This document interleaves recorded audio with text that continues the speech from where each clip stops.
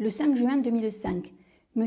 X a donné à Alice, sa fille, des biens ruraux loués par bail à long terme, bénéficiant de l'exonération partielle prévue par les articles 793-2-3e et 793 bis du CGI, d'une valeur en pleine propriété de 200 000 € hors part successorale. Le 5 septembre 2011, il a à nouveau gratifié Alice, hors part successorale de biens ruraux, loués par bail à long terme, bénéficiant de l'exonération partielle prévue par les articles 793-2-3e et 793 bis du CGI, d'une valeur en pleine propriété de 300 000 €. Le 8 mars 2023, il est décédé à Bentesta, laissant pour lui succéder Alice, Bernard, Chloé, ses 3 enfants, chacun pour un tiers. À la date du décès, les biens donnés à Alice en 2005 ont une valeur de 300 000 € dans leur état initial. Ceux transmis en 2011 n'ont pas changé de valeur. Il n'y a aucun passif.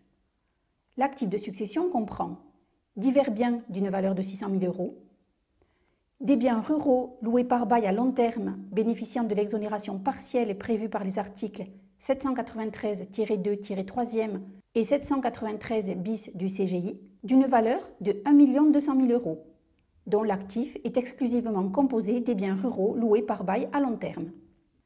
Des parts de GFA d'une valeur de 600 000 € bénéficiant de l'exonération partielle prévue par les articles 793-1-4e et 793 bis du CGI.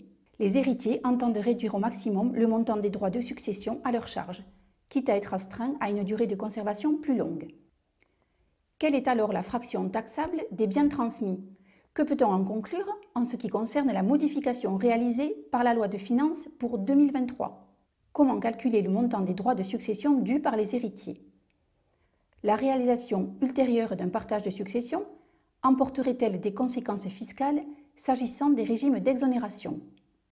Alors sur la base de cet énoncé de mise en situation, si l'on tente de synthétiser une méthode, une méthodologie pour le praticien, quelle serait la première étape et en quoi consisterait-elle?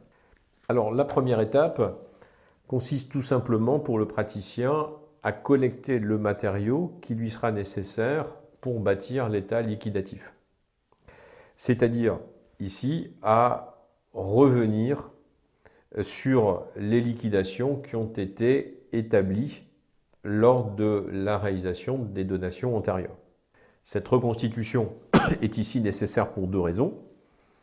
D'abord, pour déterminer les abattements et les tranches du tarif qui vont s'appliquer à la taxation de la part successorale reçue par chacun des héritiers. Autrement dit, pour l'application du rappel fiscal qu'on qualifiera de droit commun, c'est-à-dire celui qui est régi par l'article 784 du CGI. Et ici, pour une deuxième raison, ces informations sont également nécessaires pour déterminer le taux de l'exonération qui va s'appliquer aux biens